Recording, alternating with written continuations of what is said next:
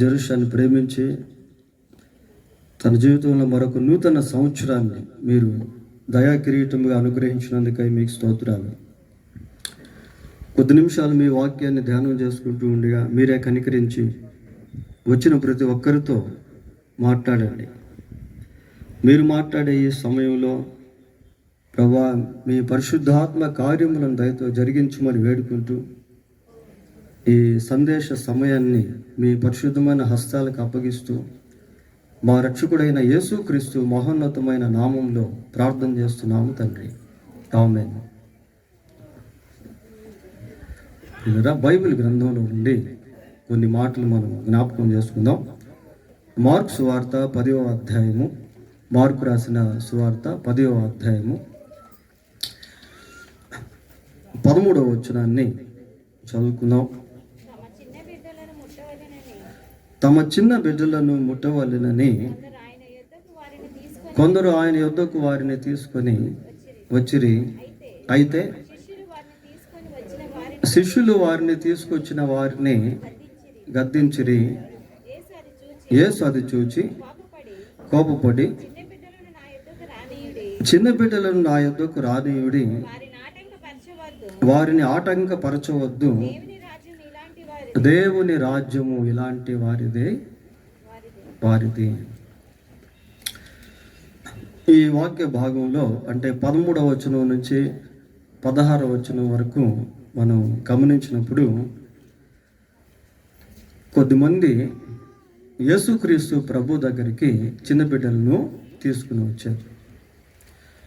ఈ కొద్దిమంది ఎవరు అనేటువంటిది ఇక్కడ చెప్పబడలేదు. యేసు ప్రభు ఎలాంటి వాడు అని అంటే ఎవరైనా సరే ఆయన దగ్గరికి రావచ్చు, ఎవరైనా ఆయన దగ్గరికి ఎవరినైనా తీసుకొని రావచ్చు.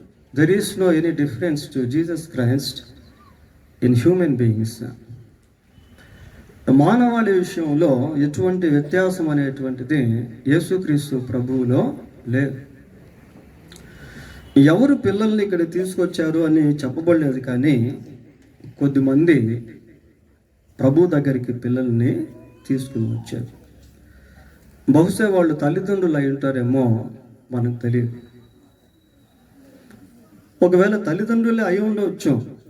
ఎందుకు అంటే అంత భారం ఎవరికి ఉంటుంది? ప్రభు దగ్గరికి తల్లిదండ్రులు పిల్లల్ని తీసుకుని వచ్చుట అనేటువంటిది చాలా ప్రాముఖ్యమైంది. అంటే they have godly desires for their children. Parents have godly desires for their children. తల్లిదండ్రులు అయినటువంటి వారు పిల్లల విషయంలో దైవిక సంబంధమైనటువంటి కోరికలను కలిగి ఉన్నారు. బైబిల్లో మనం గమనించినప్పుడు అటువంటి వారు అక్కడక్కడ మనకు కనిపిస్తారు. ఉదాహరణకి సమూయేలు మొదటి గ్రంథం 1వ అధ్యాయము 11వ వచనాన్ని చదివినప్పుడు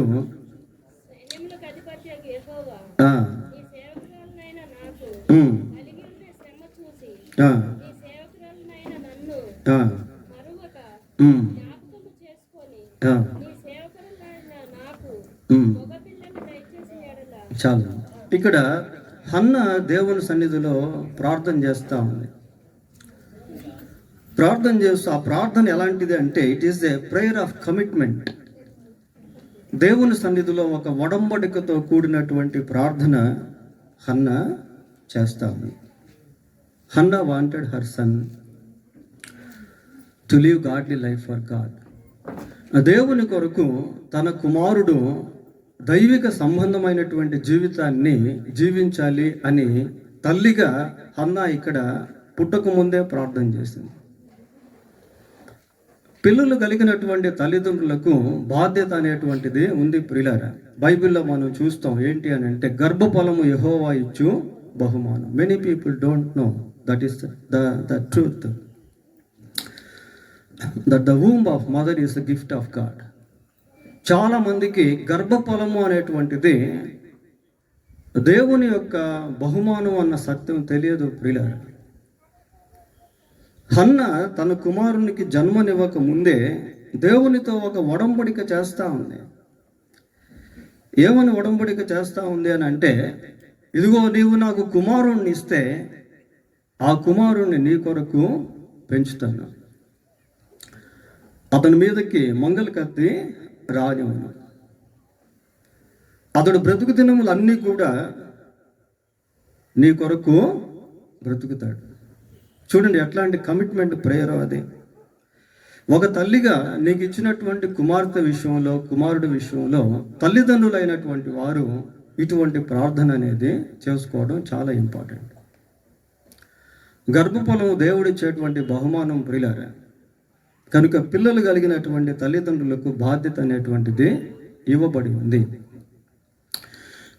ఇంకా బైబిల్లో మనం గమనించినప్పుడు యోబు గ్రంథం 1వ అధ్యాయం 5వ వచనంలో ఒక మాట రాయబడి ఉంది. చూడండి, మొదటి అధ్యాయం 5వ వచనం.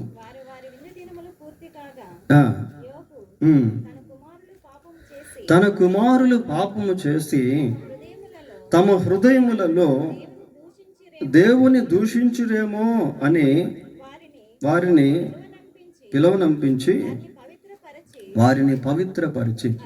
చాలా ప్రతిరోజు కూడా యోబు ఒక పని చేస్తున్నాడు. ఇక్కడ యోబుకు దేవుడు కుమారులను కుమార్తెలను ఇచ్చాడు. వారి విషయంలో దేవుడు యోబు ఏం చేస్తున్నాడు అంటే, ప్రతిరోజు కూడా దేవుని సన్నిధిలో ప్యూరిఫికేషన్ అంటే పిల్లలకు ఆ శాంక్టిఫికేషన్ అంటే పరిశుద్ధపరచబడేటువంటి స్థితిని యోబు కలిగి ఉన్నాడు పిల్లరా. ప్రతిరోజు కూడా వారి విషయంలో ఆ శాంక్టిఫికేషన్ అంటే పవిత్రపరచేటువంటి స్థితిని గురించి యోబు ఇక్కడ చేస్తూ ఉన్నాడు. Job wanted to let them in purity, be in purity. తనకి ఇవ్వబడినటువంటి పిల్లలు పవిత్రంగా ఉండాలి అని యోబు కోరుకుంటా ఉన్నాడు ఒక తండ్రిగా. పిల్లలను విషయంలో ఆ రెస్పాన్సిబిలిటీస్ అనేటువంటివి తల్లిదండ్రులకు లేకపోతే sometimes they will lose their destiny. చూడండి, సామెతల గ్రంథం 23వ అధ్యాయము 13వ వచనం చదువుకుందాం. సామెతల గ్రంథం. నీ బాలురను శిక్షించుట మానుకొనకుము, బెత్తముతో వాడిని కొట్టిన ఎడల వాడు చావుకుండును, బెత్తముతో వాడిని కొట్టిన ఎడల పాతాళమునకు పోకుండా వాని ఆత్మను నీవు తప్పించదవు. చాలా ప్రాముఖ్యమైనటువంటిది ప్రియులారా. పిల్లలకు క్రమశిక్షణ అనేది నేర్పించకపోతే, కరెక్షన్ అనేటువంటిది నేర్పించకపోతే, వాళ్ళు కొన్నిసార్లు ఏమైపోతారంటే వాళ్ళ యొక్క ఆత్మ ఎక్కడికి వెళ్ళిపోతుందట, పాతాళానికి వెళ్ళిపోతుందట. అసలు తలుచుకుంటేనే అంత భయం అనిపిస్తుంది ప్రియులారా. So correction is most important towards children who have been given to us by God. దేవుని ద్వారా మనకి ఇవ్వబడినటువంటి పిల్లల విషయంలో ఈ సరిచేయబడుట అనేటువంటిది చాలా ప్రాముఖ్యమైంది. ఈ రోజుల్లో పిల్లల గురించి మనం ఆలోచన చేస్తే తిరుగుబాటు చేసేటువంటి పిల్లల్ని మనం చూస్తూ ఉన్నాం, తల్లిదండ్రులు నెట్టివేసేటువంటి పిల్లల్ని మనం చూస్తూ ఉన్నాం, తల్లిదండ్రులకు లోబడినటువంటి పిల్లల్ని మనం చూస్తూ ఉన్నాం. ఈ మోడర్న్ డేస్ అలాంటివి. ఈ ఆధునిక కాలంలో పిల్లలు తల్లిదండ్రులను ధిక్కరించేటువంటి వారిగా, పిల్లలు తల్లిదండ్రులపై తిరస్కారం చేసేటువంటి వారిగా, తిరుగుబాటు చేసేటువంటి వారిగా, అవిధేయులుగా ఉన్నట్టు మనము చూస్తూ ఉన్నాము ప్రియులారా. చూడండి, పిల్లల గురించి ఆలోచన చేసినప్పుడు టీనేజ్ వయసులోనే they are corrupting their heart. Even teenage, చిన్న వయసులోనే పిల్లలు విచ్చలవిడిగా జీవించడం, త్రాగుబోతులు అయిపోవడం, తిరిగిబోతులు అయిపోవడం, డ్రంకర్స్గా మారిపోవడం, మద్యపానానికి అడిక్ట్ అయిపోవడం, చెడు సంబంధమైనటువంటి వాటికి, ప్రోనోగ్రఫీకి అడిక్ట్ అయిపోవడం, ఇలాంటివి మనం చూస్తూ ఉన్నాం ప్రియులారా. Why? Because they have no the discipline of God. ఇక్కడ యోబును గురించి మనం చూసినప్పుడు యోబు ఏం చేస్తున్నాడు అంటే, పిల్లల్ని పిలిచి వారిని పవిత్రపరుస్తూ ఉన్నాడు. ఒక తండ్రిగా తన యొక్క బాధ్యత పిల్లల విషయంలో యోబు నిర్వహిస్తూ ఉన్నాడు ప్రియులారా. పిల్లలు చాలా ప్రశస్తమైనటువంటి వాళ్ళు. ఎందుకంటే దేవుడు ఇచ్చినటువంటి బహుమానాలు వాళ్ళంతా కూడా. ఇంకా బైబిల్లో రాజుల 1వ గ్రంథం 2వ అధ్యాయం 3వ వచనంలో దావీదు మనకు కనిపిస్తాడు. దావీదు సొలొమోన్ని పిలిచి సొలొమోన్తో మాట్లాడుతూ సొలొమోన్తో ఏమంటాడంటే, బాబు ఇదిగో నీవు ఈ విధంగా జీవించినట్లయితే దేవుడు నీకు మంచి జ్ఞానాన్ని ఇస్తాడు, వివేచన ఇస్తాడు అని దావీదు తన కుమారుడైన సొలొమోనుకు దేవుని గురించినటువంటి మాటలు తెలియజేశాడు. The power of understanding, children need the power of understanding. పిల్లలకు ఆ వివేచన శక్తి అనేటువంటిది కావాలి ప్రియులారా, అది దేవుడు ఇచ్చేటువంటిది. బైబిల్లో మనం చూస్తాం, కొలసీలకు రాసిన పత్రిక 2వ అధ్యాయం 3వ వచనంలో ఏముంటుందంటే, బుద్ధి జ్ఞాన సర్వ సంపదలు క్రీస్తునందు గుప్తములై ఉన్నవి. కాబట్టి పిల్లలకి జ్ఞానం కావాలి, తెలివి కావాలి, బుద్ధి కావాలి, వివేచన కావాలి. యెహోవాయే జ్ఞానం ఇచ్చేవాడు, తెలివి వివేచనయు ఆయన నోట నుండి వచ్చును. కనుక పిల్లల విషయంలో తల్లిదండ్రులు వారికి దేవుని మాటలు తెలియచేయాలి. అప్పుడు దేవుడు తప్పకుండా సహాయం చేస్తాడు ప్రియులారా. అయితే ఇక్కడ కొద్దిమంది ఏం చేశారంటే, వాళ్ళ పిల్లల్ని యేసు ప్రభు దగ్గరికి తీసుకుని వచ్చారు. ఎందుకు తీసుకొచ్చారు? వారిని ముట్టవాలనని.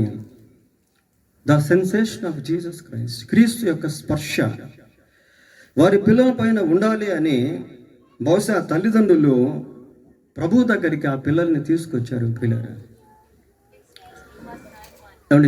యేసుక్రీస్తు ప్రభు యొక్క స్పర్శ, the touching of Jesus Christ. ఈ స్పర్శను గురించి ఆలోచన చేస్తే బైబిల్లో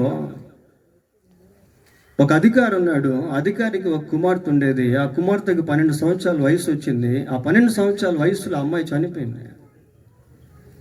చనిపోయినప్పుడు ఆ తండ్రి యేసు ప్రభు దగ్గరకు వచ్చి అడుగుతున్నాడు. ఏమని అడుగుతున్నాడంటే, ప్రభువా ఇదిగో నా కుమార్తె చనిపోయింది, నీ వచ్చి ఆమె మీద నీ చెయ్యి ఉంచు అన్నాడు.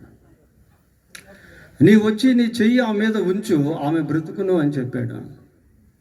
So the touching of Jesus Christ has a power.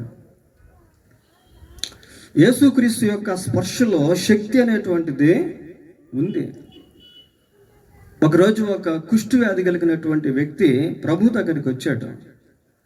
వచ్చి అంటున్నాడు, ఏమంటున్నాడంటే, ప్రభువా నీకు ఇష్టమైతే నన్ను శుద్ధునిగా చేయు అంటున్నాడు. అంటే కుష్టు వ్యాధి కలిగిన వాళ్ళని మనం ముట్టుకునే దానికి ఇష్టపడతామా? వాళ్ళు మన దగ్గరికి వస్తే మనకి ఎలాగ అనిపిస్తుంది? Sometimes we maintain untouchability for such kind of people. If they come to us, if they come to near to us. కొన్నిసార్లు అటువంటి వాళ్ళు మన దగ్గరికి వస్తే మనం ఒక అంటరానితనంతో ఫీల్ అయిపోతూ ఉంటాం ప్రియులారా. అయితే బైబిల్ ఏమని రాయబడిందంటే, యేసు వాడిని ముట్టి అని ఉంటుంది. ప్రభువు అతన్ని ముట్టి, నాకు ఇష్టమే, నీవు శుద్ధుడవు కమ్ము అంటాడు. ప్రియులారా, యేసు ప్రభు ఈ లోకంలో శరీరధారిగా ఉన్నటువంటి దినాల్లో చాలామంది ప్రభు దగ్గరికి వచ్చారు. దయ్యాలు పట్టిన వాళ్ళు వచ్చారు, వేదనల చేత పీడించబడుతున్నటువంటి వాళ్ళు వచ్చారు, వ్యాధిగ్రస్తులు వచ్చారు. వచ్చిన వాళ్ళందరినీ కూడా ప్రభు ఏం చేశాడు అంటే స్వస్థపరిచాడు. ఆయన హస్తంలో అటువంటి శక్తి అనేటువంటిది దాగి ఉండేది ప్రియులారా. ఒకసారి గుడ్డి వాళ్ళు ప్రభు దగ్గరికి వచ్చారు.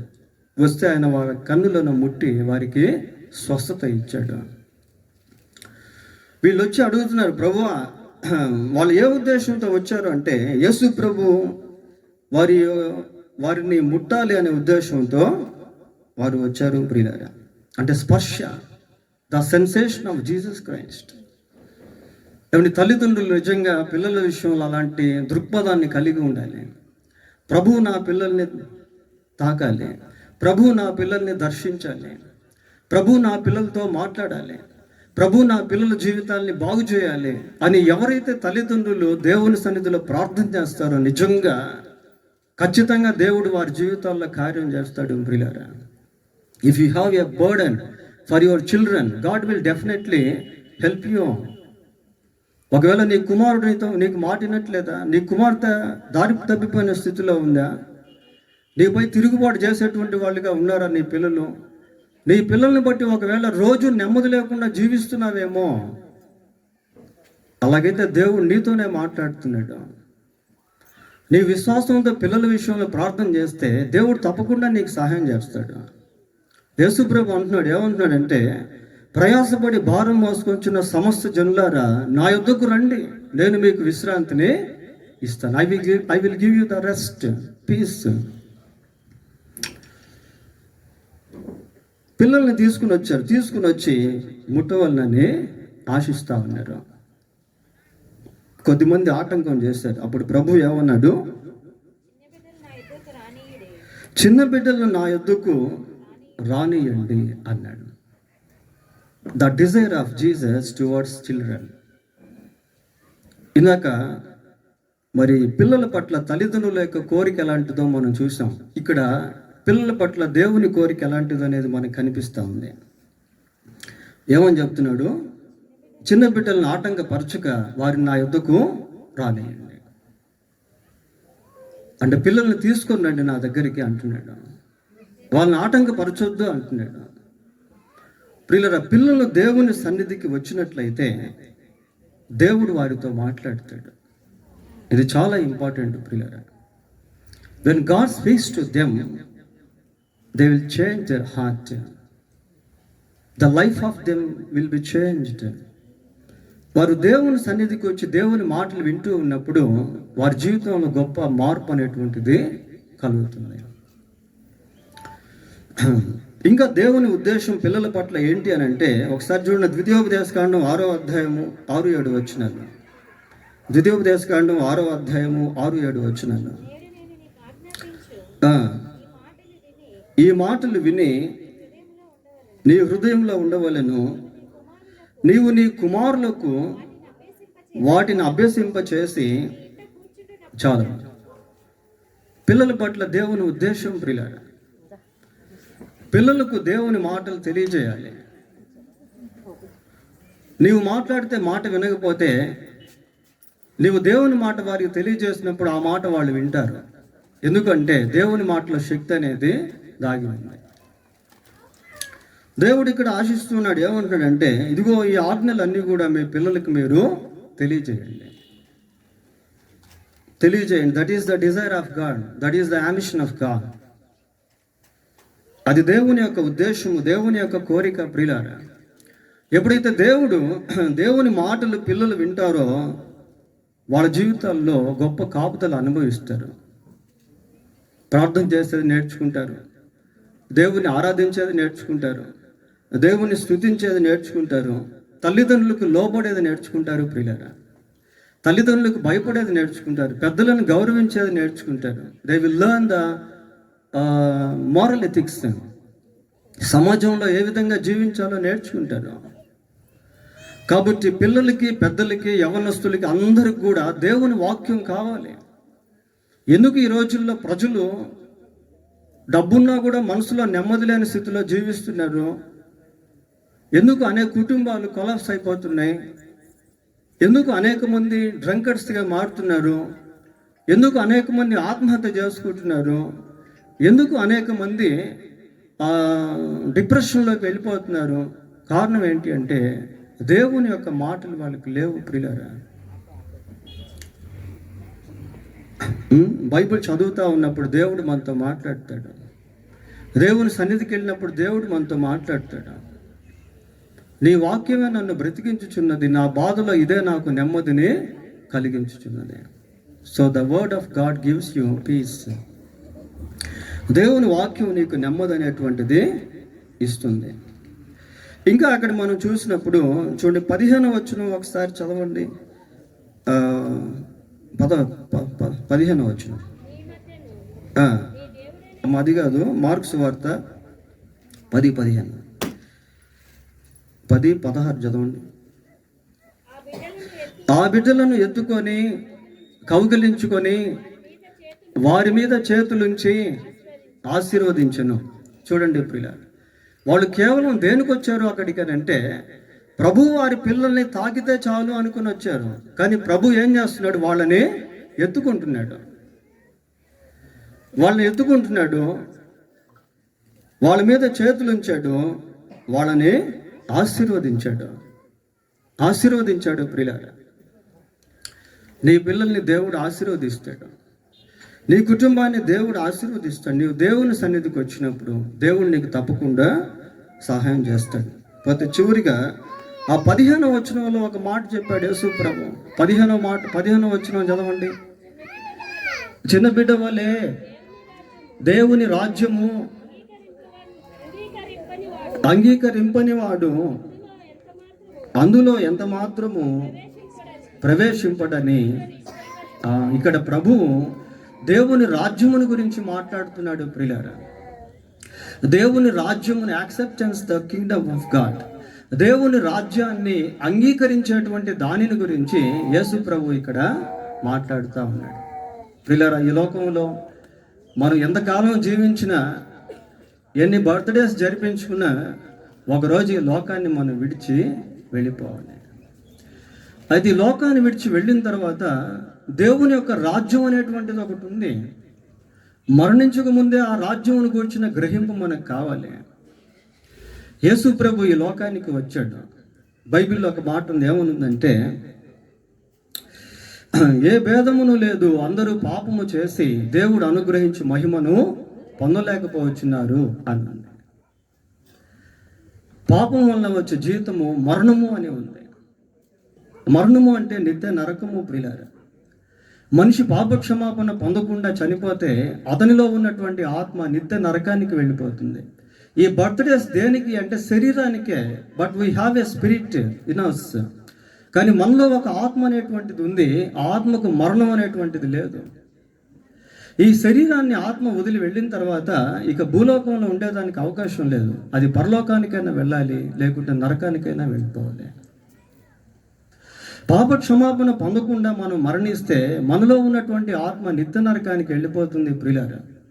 బైబిల్ అంటుంది, the wage of sin is death అంటుంది. పాపం వలన వచ్చే జీవితము మరణము అంటుంది. లోకంలో పాపం చేయని వాళ్ళు ఎవరూ లేరు కనుక అందరూ కూడా మరణించిన తర్వాత నిత్య నరకానికి వెళ్ళిపోవాలి. ఆ నిత్య నరకంలో చావులేనటువంటి ఆత్మ యుగ యుగాలు ఆరని అగ్నిలో బాధను అనుభవిస్తూ ఉంటుంది, శిక్షను అనుభవిస్తూ ఉంటుంది. ఆ నిత్య నరకం నుండి తప్పించేదానికి యేసుక్రీస్తు ఈ లోకానికి వచ్చాడు. వచ్చి ఆయన కన్యక గర్భమందు జన్మించాడు. He lived sinless life.